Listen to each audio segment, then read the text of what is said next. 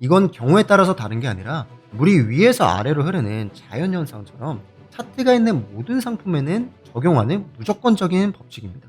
네, 안녕하세요. 하루차트의 교태입니다. 이번 영상에서는 수많은 보조지표 중에서 제일 먼저 알아두셔야 하는 이동평균선에 대한 영상을 준비를 했는데요. 먼저 개념부터 잡고 실전 타점 알려드리겠습니다.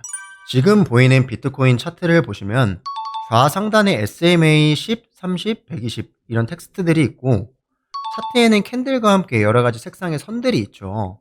이 선들이 바로 이동평균선입니다. 이동평균선은 해당 기간 동안의 가격의 평균값을 선으로 나타내 보조지표를 의미를 합니다. 예를 들어서 지금 보이는 빨간색 선은 10선인데요. 일봉 차트로 봤을 때는 빨간 선이 10일 동안의 가격의 평균값이고 일분봉 차트로 봤을 때는 10분 동안의 가격의 평균값이겠죠. 15분 차트 기준에서는 15 곱하기 10, 즉 150분 동안의 가격의 평균값이겠고요. 그럼 노란색 30선을 일봉 차트에서 보시면 30선은 당연히 30일 동안의 가격의 평균값이겠죠. 여기까지 이해를 하셨다면 상단에 써있는 이평선의 의미가 뭐고 캔들 차트와 함께 나온 여러가지 색상의 선들이 무슨 의미인지는 아시겠죠? 다시 한번 예를 들어보자면 지금 차트는 일봉 차트고 120선은 회색선인데 120선이 현재 캔들보다 위에 있죠. 그러면은 지난 120일간의 평균 가격보다 현재 가격이 더 낮다는 거겠죠. 다만 여기서 주의해야 하셔야 될 점은 이동평균선의 기간과 색상은 고정값이 아닙니다. 그렇기 때문에 사용하는 거래소나 MTS에 따라서 각 기준선의 기간과 색상은 변경이 될 수가 있습니다.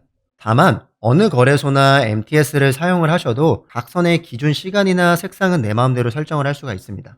예를 들어서 10선 대신 20선을 추가할 수가 있는 거고 더 장기로 보고 싶다면은 300선을 추가를 할 수도 있는 거고요.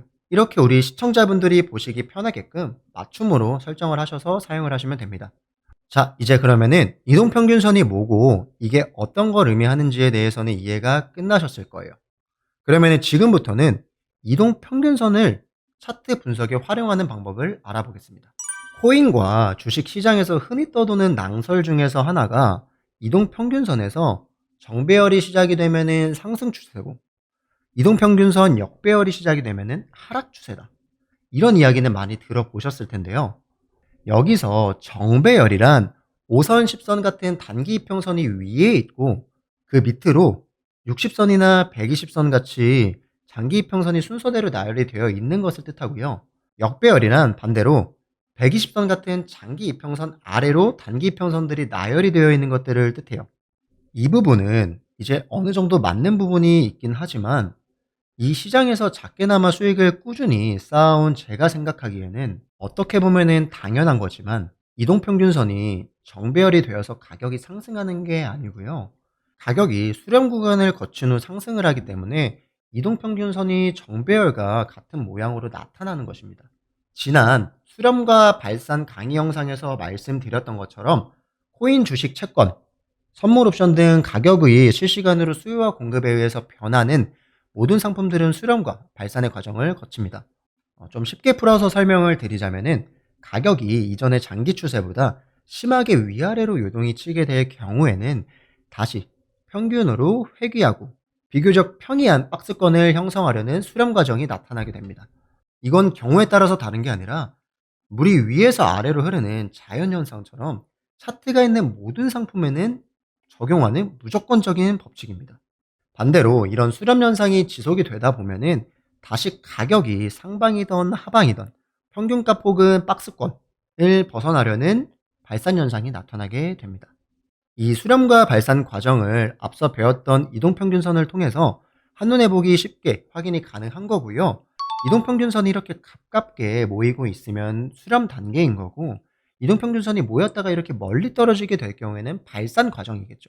그러면 이걸 이제 단기 트레이딩에 적용을 해보게 되면은 지금 보시는 차트처럼 분봉을 체크하면서 수렴 구간을 확인하시다가 단기 이평선과 장기 이평선이 비교적 가깝게 모여있는 수렴 구간에서 거래량을 동반한 긴 캔들이 나오면 단기 이평선이 장기 이평선을 뚫고 넘어가는 발산의 시작, 타점이 단기 트레이딩에서는 우수한 진입 타점 중 하나겠죠. 다만 이런 타점 분석의 경우에 이동평균선 하나만 보고 발산이 나온다 싶으면 무조건 들어가는 게 아니고, 말씀드린 것처럼 캔들의 길이와 거래량을 종합적으로 판단을 하셔야 합니다. 자, 오늘 이평선에 대한 기초 영상은 여기까지고요. 오늘 배운 내용들을 이해하는 데에는 이전 영상에서 설명드린 추세와 거래량, 수렴과 발산에 대한 이해가 필수적이기 때문에 매매에 대해서 심도 있게 배우고 싶은 분들은 채널에 들어오셔서 이전 영상을 같이 좀 시청해 보시길 바라겠습니다. 그리고 이번 강의 또한 제가 직접 집필해둔 전자책에다가 잘 정리를 해서 모두 담겨있는 내용이니까 언제든 고정 댓글 번호로 연락을 주시면 지난 5년 동안 제가 쌓아온 노하우를 모두 담아둔 하루 차트 교재를 무료로 배포해 드리도록 하겠습니다. 그러면 다음 영상도 유익한 영상으로 찾아뵙겠습니다. 지금까지 하루 차트의 교태였습니다. 감사합니다.